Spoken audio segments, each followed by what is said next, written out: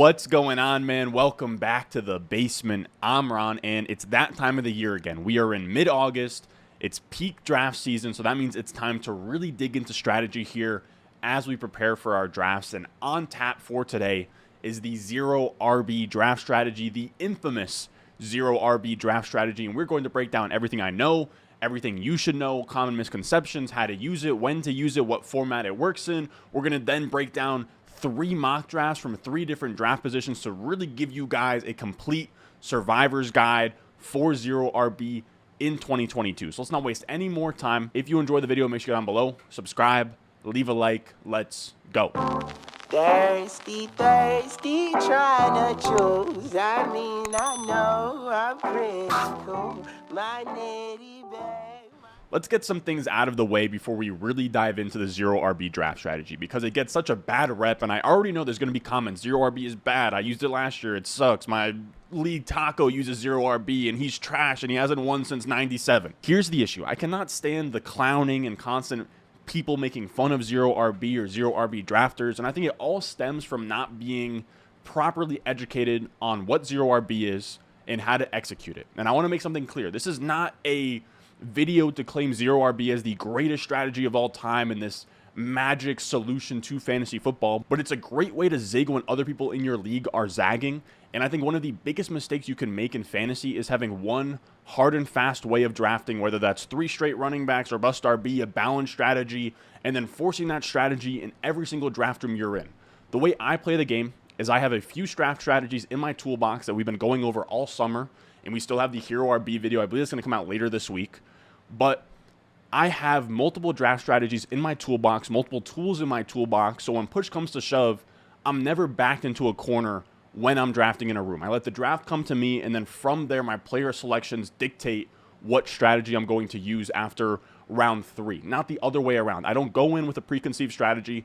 I let my player selections through the first few rounds guide me down a path. Zero RB is just a tool in my toolbox that I know I can use in a pinch, and it's extremely effective when done correctly. So let's give zero RB not only a fair shot, but let's look at it as a complete image and start with its founding from the root. I think this is one of the biggest mistakes where people see other people's YouTube videos and they're not really doing zero RB the correct way.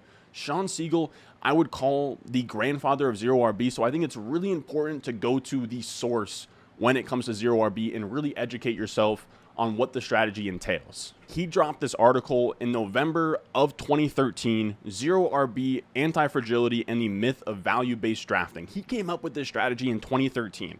We're now in 2022, and we're still talking about that. I think that speaks volumes. I think there's rarely any fantasy football articles out there from 2013 that are still relevant today, and a lot of Sean's work on RotoViz is still relevant today. And the core of the article isn't even so much zero RB, and it isn't even so much player takes or fantasy football related, but it's really philosophy and game theory oriented, which I think is going to scare some people off. But Sean attacks the game from such a weird angle, it's really important to kind of listen to what he says. And he opens the article with this idea of anti-fragility, which he got from reading a book titled Anti-Fragile. I don't know who the author is. It's some book out there called Anti-Fragility. And its definition in that book is some things benefit from shocks. They thrive and grow when exposed to volatility, randomness, disorder, and stressors and love adventure. Yet in spite of the ubiquity of the phenomenon, there is no word for the exact opposite of fragile. Let us call it anti-fragile. Anti-fragility is beyond resilience or robustness. The resilient resists shocks and stays the same. The anti-fragile gets better. And I think you guys are going to read that and be like, Ron, what the hell does this have to do with zero RB or fantasy football? But Siegel uses this analogy of anti-fragility to sort of paint the picture of why zero RB works, because it's anti-fragile. It's a strategy that benefits from the chaos of an NFL season. And as we know, NFL seasons are chaotic. Last year, no one would have thought that white slot wide receiver Cooper Kupp would have went out there and been the wide receiver 1, put up a Jerry Rice type season. No one would have thought that our top 5 picks in redraft with Derrick Henry, Christian McCaffrey, Saquon Barkley all got hurt, were out for the year. Before that, you had James Robinson pop off out of nowhere. You have weird things that happen every single year, season-ending injuries, everything. You even had Travis Etienne last year get hurt in a preseason game. Same thing with Cam Akers. NFL seasons are chaotic, and if you were to even play back a simulation of the same season twice, if we ran back last year in a time machine, went back to week 1 and ran it through all the way again, it would play out probably much differently. Now, when we zoom in on 0RB and why your lineup gets better when you go 0RB, he says this. He says, whenever a starting running back gets hurt, my lineup gets better. It gets better in relation to my opponents because I didn't have the player in question, right? You didn't have the running back, the big running back injury. And it gets better in the sense that you either own the backup, the handcuff on your bench, or you have a shot to acquire the backup in free agency. So the idea is to forego running back and then cover ground on running back as the season progresses while already having a clear advantage at every position besides running back. You can't cover that same ground at wide receiver nearly as easy. We look at last year. Michael Thomas goes down. Marquez Callaway shoots up to like a 7th, 8th round pick. He does nothing. Wide receivers can't fill that same gap. It's much more skill-based and opportunity-based. But when we have running backs who go down, we saw last year, Cam Akers tears his Achilles. Darrell Henderson immediately shoots up to like a top 4 round pick and was a fringe RB1 for the beginning of the year until he got hurt. And I don't think people realize this, but running back is an extremely streamable position outside of those top end elite guys. Obviously, you can't make up the difference on Austin Eckler, Jonathan Taylor, guys like that last year. But when we go down to the back end of RB1s, when we talk about Nick Chubb and David Montgomery and Josh Jacobs, Jacob Sanderson has a really good tweet here on why we can match that production off waivers. As we can see, Devontae Booker, Darrell Williams, Deonta Foreman, Cordarrelle Patterson, Elijah Mitchell all had their own stints of matching that 15 point per game production that people are paying a premium for. And I know that this is a short list of 1, 2, 3, 4, 5 running backs, but you also had stints of Dontrell Hilliard went off for a little bit. You had Dearness Johnson had a couple weeks. You had Khalil Herbert had a couple weeks. You had Rashad Penny at the end of the year as a league winner. Justin Jackson, Rex Burkhead towards the end. There's a lot of spots where, this main running back goes down, the guy behind him is going to be good. You even had Peyton Barber last year be relevant for a few games. Weird names pop out of nowhere all the time in the NFL. We don't see that same phenomenon happen at wide receiver. That's why 0RB works. And if you're making sharp moves and you're on top of the waiver wire, you should be able to stream some kind of RB2 production off waivers. And if you are a new player and working the waiver wire isn't your thing, I don't recommend 0RB. I think it's really only for people that are experienced fantasy players and have played in multiple leagues. So 0RB is set up in a way where you start slow but get stronger as the season progresses, eventually having one of the strongest teams in the playoffs, right? Eventually you want to be able to grab your Cordarrelle Pattersons, Elijah Mitchells, have stud running backs locked in, or not stud running backs, but startable running backs locked in by the time the playoffs come around. Now, when we look at other common draft strategies, they work in the opposite way. Robust RB would be considered resilient. So the idea is that not all of your projections will come true. Some players will sustain injury. So it gives you redundancy in the face of both injuries and bad predictions, but your team will not benefit from those injuries or bad predictions. You simply just weather the storm and stay alive. You're essentially drafting 3 running backs, just trying to get as many shots on goal as possible, knowing that 1 to 2 will probably miss. And then we have a balanced approach or value-based drafting, which would be not resilient or anti-fragile, but instead just fragile, where this puts an emphasis on maximizing your starting lineup, but you have nowhere to go but down after week 1. The team only gets worse when injuries strike and bad predictions strike, and both strategies, robust RB and balanced, lose steam as you get to the playoffs while 0RB gets stronger. So now that we understand the philosophy behind 0RB, let's actually talk about how we want to implement it and when it's the right place and the right time to implement 0RB. And I think when we talk about format, I think 0RB works in both full and half PPR formats. I think it just comes down to how many wide receivers you can start at one time. And I would say for 0RB, you need to be able to start 4 more wide receivers at the same time. So that's at the very least a 2 wide receiver 2 flex league or a 3 wide receiver 1 flex league. That is 4 spots to start your wide receivers. In a more casual 2 wide receiver 1 flex league, I would just go with some kind of hero RB draft strategy. We covered double hero RB earlier this offseason. I believe later this week we will be covering hero RB. So now we know where 0RB works, but when do we implement it? And I think this is where it makes sense for me in 2022. We know we want to avoid the running back dead zone. As this chart shows, we see running backs yield positive advance rates and win rates in rounds 1 and 2, negative in rounds 3 and 7, and then flips back in round 8 and beyond to that green positive advance rate area. So we get put in a predicament. Let's say we're picking at that 10 spot and Jamar Chase makes it to us, and then we come back around and we're staring down Stephon Diggs and Devontae Adams in a running back hungry league. In that scenario, instead of feeling like you're backed into a corner and you either need to reach on a running back at that second round spot, or you take Jamar Chase and Stephon Diggs and you come back around and you feel forced to take your RB1 and RB2 in the dead zone, zero RB allows you to stay water and still skip out on the RB dead zone while building a strong team without having to rely on running back firepower. Now, in terms of what the true classic definition of zero RB is, Sean Siegel covers it in another article. I'll make sure I link RotoViz down below along with his original article, but I was sort of pulling pieces from all of his other zero RB work, and he says that in an ideal world, in zero RB, you're waiting to take your first running back after round 5, and then you want to come out of those first 5 rounds with 4 wide receivers and an elite tight end in a perfect world. Now, what do we do after round 5? And this is the most crucial part, because this is a mistake that I see a lot of people make. They'll take, let's say, 4 wide receivers, a tight end, and then they'll hammer 4 straight running backs. Remember, we are not building the strongest starting lineup for week 1, but a team that benefits from the chaos of an NFL season. The biggest mistake people make is not drafting enough wide receivers early on in the draft when going zero RB. When I'm drafting zero RB, you might see me draft a wide receiver that will be on my bench before drafting my first running back in a zero RB build, because we want to make sure that we have enough wide receiver firepower to warrant using zero RB in the first place. And if we're foregoing RBs, we need to smash everywhere else. So that means quarterback, tight end, wide receiver, and flex. And you don't smash the flex by only drafting 4 wide receivers to fill through the flex, because you have bye weeks, you have injuries. So Sean Siegel's rule of thumb is to have enough wide receivers to fill your flex, plus another wide receiver for injuries and another wide receivers for bye weeks through round 10. So if you have combined 4 wide receiver and flex spots, you should have 6 wide receivers through 10 rounds. For 5 wide receiver and flex spots, you should have 7 wide receivers through 10 rounds. 6, you should have 8, and so on. Now, you guys might be asking, why do I want wide receivers in my flex spots? A lot of you guys probably love your running backs. Running backs are league winners. Why would I want as many good running backs as possible? And this is why.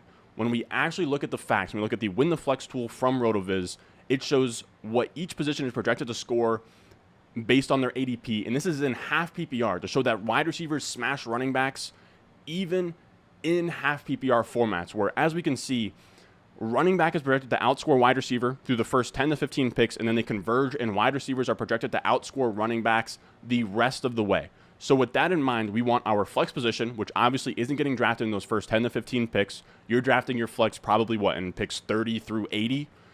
That's the range where wide receivers outscoring running backs, even in half PPR. So we want to make sure that we have enough wide receiver firepower to always have an advantage in the flex with strong wide receivers. Now, before we get into using the strategy in real mock drafts, let's talk about if zero RB worked last year, because I think that's something really big for a lot of zero RB skeptics. Did it win? Did it make money last year? Did people use it? And I would say so. If we look last year, these are advance rates from last year's Best Ball Mania 2 teams. And the way that I qualified a zero RB team was I filtered it for teams who waited until after round 5 to take their first running back. And I blacked out the first 2 rows on this chart, because for zero RB to work in best ball, you need to draft more than 4 running backs so you at least can win with quantity instead of quality at the position. So teams that drafted their first running back after round 5 and ended up with 5 or more running backs total fared pretty well last year. If you look at this chart, red is bad, green is good. And this is the good and the bad that comes with zero RB, where if we look at the playoff advance rate, we have a little bit of a mixed bag. On the average, on the bottom, so total 14.4%, on average, it was actually a minus outcome in advancing to the playoffs. But this is the beauty of zero RB. The teams that are strong enough to make it past that first gate, to make it into the playoffs, those are the teams that smash. The teams that made it to the semifinals and the finals dominated across the board. You see nothing but green here. Green rates for zero RB making the semifinals, making the finals. Again, if you hit on a strong zero RB team, you're going to make some noise in your fantasy playoffs. It's just a matter of getting there. I would call this strategy a high ceiling, low floor draft strategy. If you can't stomach that in your home league or your redraft leagues, that's completely fine. But again, if you can get it to the playoffs and you can just get it in there, you can create some real havoc with a zero RB team. Yes, this is best ball data, but I think it's really beneficial to use best ball data for broad ideas like strategy and structure and redraft managed leagues, because it's the only way to get accurate strategical data on such a broad scale. We have 6,707 teams who used 0RB last year that we can pull data from. That's such a massive sample to show us if a strategy is strong, not just in best ball, but across the board. You can't pull that same kind of data from ESPN leagues or Yahoo leagues. You have a lot of free leagues on there. You're making transactions. People are trading with their league tacos. There's a lot of noise in that data, but best ball gives you a pretty pure look at structure. And I also want to note that if you play around with the roster construction tool on RotoViz, it shows the importance of pairing elite tight end with 0RB, because this is what the advance rates look like, not just when we filter for drafting your first running back after the first 5 rounds, but drafting your first tight end before round 6 as well. When you take into account adding an elite tight end to a 0RB build, your rate of making the finals almost doubles, and you get a massive boost to your semifinals advance rate. Now, again, your playoff advance rate isn't that strong, but that is what you're looking at with 0RB teams. They are massive upside swings. And the last question I want to answer here in terms of did it work? Did it take home any big prizes or big tournaments in 2021? And when we look at last year's Best Ball Mania 2 tournament, 2 of the top 8 finalists from Best Ball Mania 2 used 0RB last year to rake in $125,000. This is a legit strategy. That is 25% of the top 8 teams in the biggest tournament Underdog has to offer using 0RB. Now, if you want to go out there, try 0RB after watching this video on Underdog to go out there and try your shot at $2 million up top in Best Ball Mania 3. Make sure you go down below, check out the description, check out the comments. I will have a link that will bring you right to Underdog. Use my promo code RON. They will match your deposit up to $100. You can go out there right now, try out 0RB in these big tournaments and see if you can get it to work for yourself. My highest advance rate team last year that made it to week 16. It didn't make it to week 17, but it was my farthest team I advanced last year was a 0RB team. I turned $25 into $230 with this team, and my running backs were James Robinson, Ronald Jones, Melvin Gordon, Darrell Henderson, James White, and Jerick McKinnon. So this idea that 0RB can't work is tired. I don't want to hear about this being best ball. 0RB should be at a disadvantage in best ball with no waiver wire. All of these people who had really strong teams between me, Pete Overzet, the other guy who won like 4th place prize, none of these teams had Cordarrelle Patterson or Elijah Mitchell. All of the biggest free agent pickups last year for 0RB teams weren't on the winning best ball team. So they were at an even bigger disadvantage. So now let's talk about taking 0RB and implementing it into your home league. So this first mock is going to be from the 103, and just to put it out there, the format for these is going to be 1 quarterback, 2 running back, 2 wide receiver, a tight end, 2 flex, 6 bench spots, and PPR scoring. Now, this 103 spot is going to be really common for me in 0RB builds where we have the top 2 running backs and Jonathan Taylor and Christian McCaffrey. As soon as those guys are gone and I'm at the 103, I'll be going with Justin Jefferson in half PPR and full PPR. This could be his scorched earth season of 22 plus points per game. He has a much higher floor than any of the running backs in this range. He just feels really comfy at that 103 spot. Then we come around to the 210 and we go Tyreek Hill in the second just for the sake of the video. I think in an actual draft, I would have gone Kamara, but you can go whatever wide receiver you like here between Tyreek Hill, Mike Evans, T. Higgins, A.J. Brown. We go Tyreek Hill, and then the 303, we go T. Higgins. Could have gone A.J. Brown or Mike Evans again, but just pick your 2 favorite wide receivers of that bunch. Boom. There you go. Now, this is where we make our first real decision of this draft at that 4-5 turn, where on my rankings, I have Judy and Hollywood as my 2 highest wide receivers in a tier of their own, and then I have Waller and Kittle on my radar here as well, because, again, we want to make sure we're getting elite tight ends in 0RB builds, or at least some kind of an elite onesie. If you miss out on a tight end, you can go with an elite quarterback. But we end up going Marquise Brown. We come back around, and it's either Waller, Kittle, or Jerry Jeudy. Here we end up going Waller. You like Kittle over Waller, you like Waller over Kittle, whoever you like. Again, this isn't going to be a player take video. This is strictly just strategy. Now we come around to the 6-7 turn, and we're looking at Kyler, who is an auto pick in the 6th round, and we now have 2 elite onesies. We have wide receivers through the flex through 6 rounds. This is a really good spot to be in. Now, this 703 spot was a toss-up for me. I was looking at A.J. Dillon, and I was looking at Devonta Smith. I felt like both were solid values. What it came down to for me is I like the round 8, round 9 running backs better than I like the round 8, round 9 wide receivers. So we go Devonta Smith knowing next round we're going to be looking at Kareem Hunt, Devin Singletary, Ramondre Stevenson, James Cook, all of those guys. So we come to the 8-9 turn. We snag Singletary. He He gives us week 1 projectable stability there. We can put him in as our RB1. And if we're talking now and we're just thinking about week 1 rankings, it wouldn't shock me at all if Devin Singletary was like RB19 in week 1 rankings or like RB21 or something like that. So he feels fine as my RB1 in a 0 RB build. Then we had a really tough decision at the 903. It was extremely tough to pass on Ramondre Stevenson. We get Claypool. We get our 6 wide receiver through 10 rounds. Boom, we are done there. Remember, wide receivers through the flex, +2 for injuries and buys. We were at 6 wide receivers through 10 rounds. We are done for the day. We do not need any more wide receivers from there. The rest of your draft needs to be spent hammering out running backs. So we go Kenny Gainwell, Rashad White, Jamal Williams, Zamir White, Jerick McKinnon. Just a bunch of profiles that might pop, some pass catching profiles, some ambiguous backfield profiles, some rookies. You want to make sure you're having different kind of archetypes so you can just have a big range of outcomes on these running backs. And the whole idea is we have Jamal Williams, Zamir White, Jerick McKinnon at the bottom of that bench. We'll be churning and burning waivers, trying to find 15-point per game fill-ins at running backs as we go.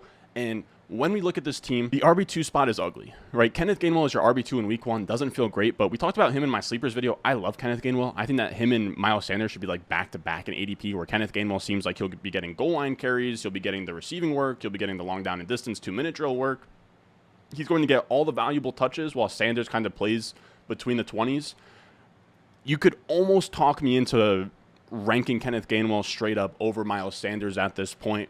And when we look at the rest of the team, Kyler Murray, Justin Jefferson, Tyreek Hill, Darren Waller, T. Higgins, Marquise Brown, and then we have Devonta Smith and Chase Claypool coming off the bench. Darren Waller is our elite tight end, and then Devin Singletary is our RB1. This is a very solid 0 RB team where, let's say, Alvin Kamara wasn't there in the second. This is how my team would look. I would end up going Tyreek Hill or T. Higgins or A.J. Brown, and instead of being backed into a corner and forcing running backs in that dead zone, we just end up going 0 RB, let the draft come to us, and we end up with a strong team. Then we have our next mock from the 107 spot, which is going to be another common spot for 0 RB if you're staring down Justin Jefferson, Cooper Kupp, Jamar Chase, outside of those top 5 picks, which I think in home leagues you're going to have Kupp, Chase, Jefferson just fall into your lap in the mid to late first. So we go out there, we start with Kupp, then we go 4 straight wide receivers. We go Cooper Kupp, CeeDee Lamb, T. Higgins. We go Cortland Sutton. I have Judy over Sutton, but I just felt like I wanted to switch it up. We go Judy in the next one. And then we come to the 507. We have Kittle off the board. We have no running backs.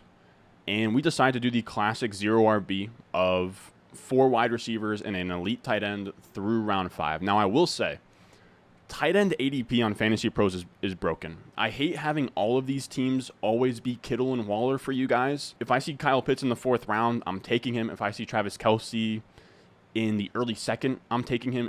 If I see Mark Andrews in the early to mid 3rd, I'm taking him there. He just goes way higher than all of those, or all 3 of those tight ends go way higher than they usually do in normal leagues on Fantasy Pros. So you're not going to see me build teams like that. Same thing happens on Sleeper as well, but I already have a team in a high stakes league where I've taken Mark Andrews at like the 308. So there are different ways to build around your elite tight end. Don't think that it's only Waller or Kittle. It's just the way that the ADP on this site shakes out. Now we're looking at the 6th round, and I like Bateman. I like Elijah Moore. I'm starting to really come around on Juju Smith-Schuster. I think 6th round Juju Smith-Schuster is just a problem at this point. Like we were talking about when were we talking about Juju? I can't remember, but I'm getting into Juju now as this guy that can kind of be a Chris Godwin type, where he doesn't even need to have a monster season. He can just have a 22-23% target share on the Chiefs, get his way to a top 15 wide receiver season.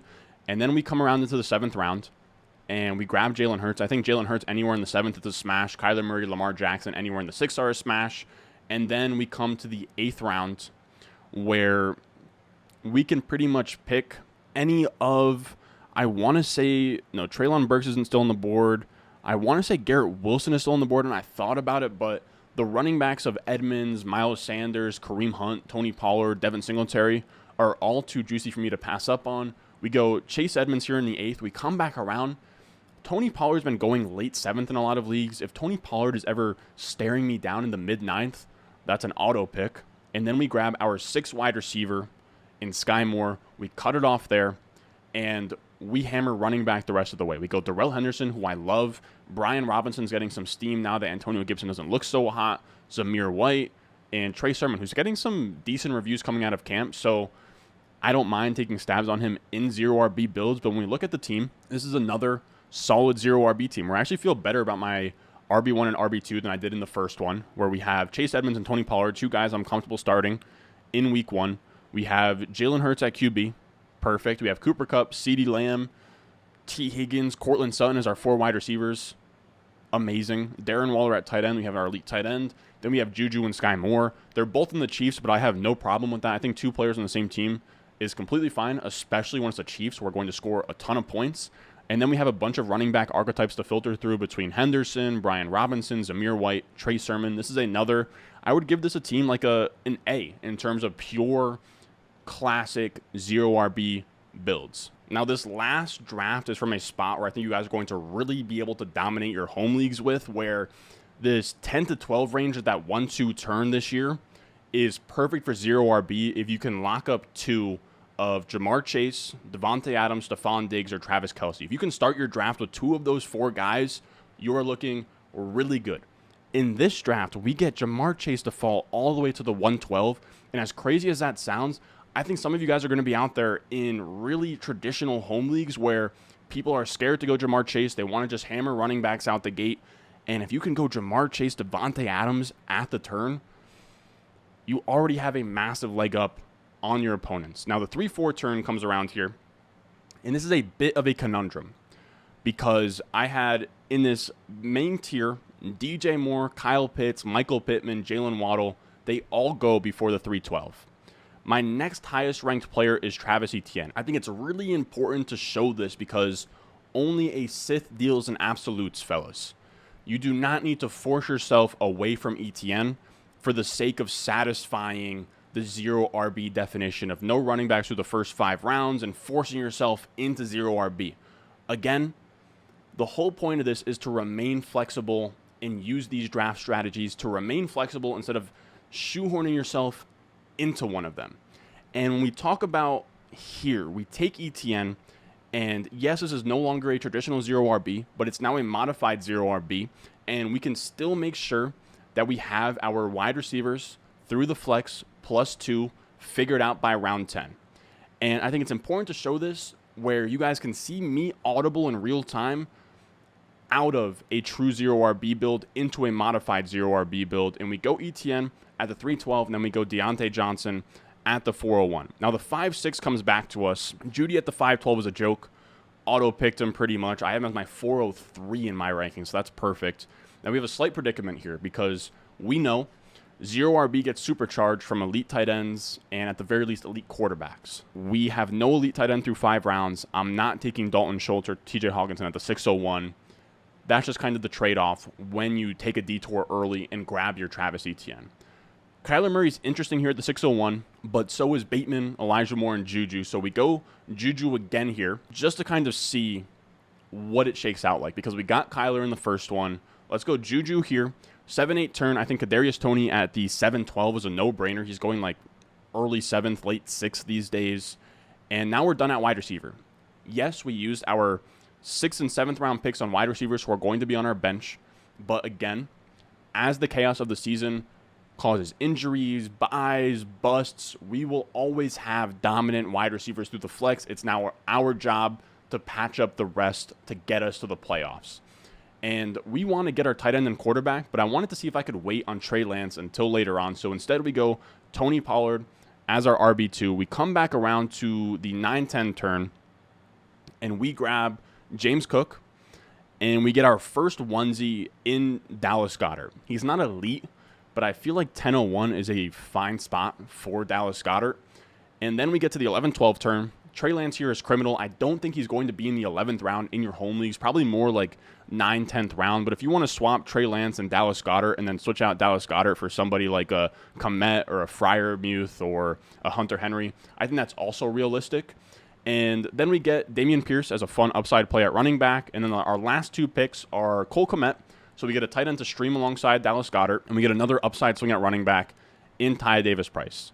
When we look at this team, It's a fun team overall. It's an unorthodox 0-RB team, modified 0-RB, where we have a running back in the first 5 rounds and we don't have an elite quarterback or tight end. But I think this still very much works as a 0-RB team. When we look at the team, Trey Lance isn't an elite tight end, but I would consider him that. We have Etienne and Pollard as our running backs, which is really strong for a 0-RB team. Jamar Chase, Devontae Adams, Deontay Johnson, Jerry Jeudy at wide receiver. Dallas Goedert at tight end is kind of weak. Juju and Kadarius Toney coming off the bench is great. James Cook as a rotational running back is amazing. Same with Damian Pierce. Ty Davis Price is somebody we can cut after week 1 to try and churn out waivers. And then Kmet is a fine rotational option with Goddard. I'd give this team like a B+, A-. I think it's fine, and it's a fine way to audible on the fly, still maintain 0-RB without dipping into the dead zone too much, and still having a really strong team. Now that is going to finally do it for us today, fellas. I feel like I encapsulated the aura of 0-RB today. We talked about the philosophy, the founding, 2013. We talked about the components, when, where, how to implement 0-RB. I then showed you 3 examples. So now you can go out there, use this strategy in your home leagues, go out there and dominate. I will say as well, if you want to go out there and dominate your home leagues, make sure you check out the Patreon, patreon.com/Ron Stewart. I have my rankings on there that will literally just guide you down the path of 0-RB, hero RB, and double hero RB, where I have my elite running backs pushed up, then I have all of my wide receivers pushed up into the dead zone, and then I have the David Montgomerys and the Ezekiel Elliott's and the Antonio Gibsons of the world pushed back to an area where you won't draft them. And if you were to just draft straight off of my rankings, you would end up with a structurally sound team. I actually used, or I didn't use them myself, but I gave my rankings to my little brother. He's a junior in high school now, and I just wanted to sort of see it as an experiment. He brought his rankings with him to his draft party, and this is his team. It's an absolute juggernaut, and it's structurally sound. There's no running backs in the dead zone. He has wide receivers through the flex. He has an elite quarterback. The whole team is stacked. It like blew up on Twitter because of how stacked the team is, but it just goes to show that if you just use my rankings and just kind of go off there and pick the players you like, it will lead you down one of 4-ish roads to having a structurally sound team to destroy your league mates in 2022. That's it for today. If you enjoyed, make sure you go down below, subscribe, leave a like, and I will see you guys in the next one. I got the juice, I got the juice. 10-0, Chatham's on. Foolies glad I'm home. Even my haters kinda glad I'm on. Rest in peace to my vagabond. Rapper song, singer, suspended, subpoena from Mr. Me.